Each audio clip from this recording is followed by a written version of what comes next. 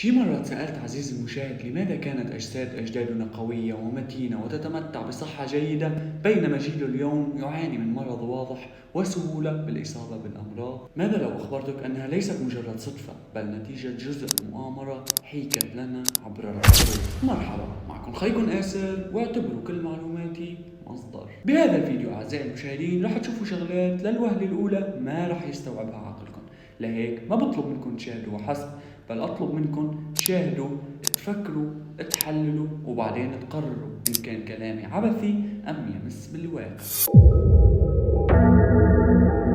خطة المليار الذهبي عزيزي المشاهد هي رأس الهرم. رح نحكي عن كل شيء بالتسلسل لنوصل للي بدنا إياه، اللي هو لوين رايحة البشرية. إذا ما كنت بتعرف شو هي خطة المليار الذهبي، تعال أعطيك شوية معلومات.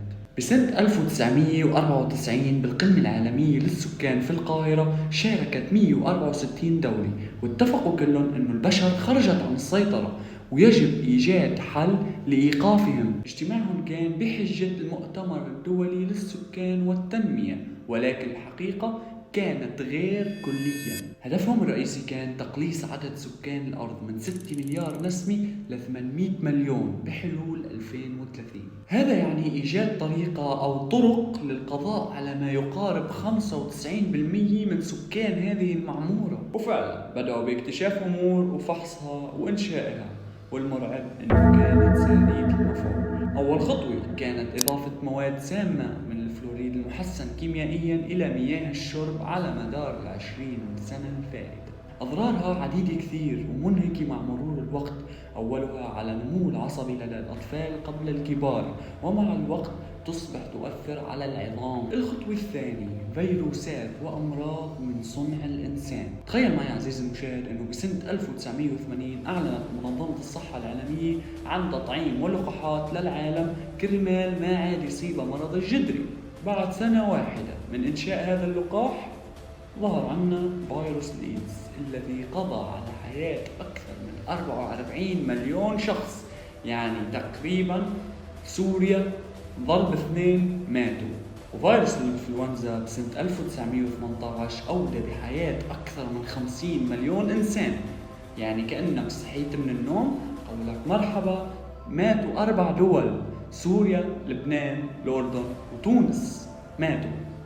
وأيضا بسنة 1994 قالوا أنه سيتم العمل على إطلاق السلالة الأولى من الإنفلونزا الجديد بأواخر سنة 2017 أو ببداية سنة 2018.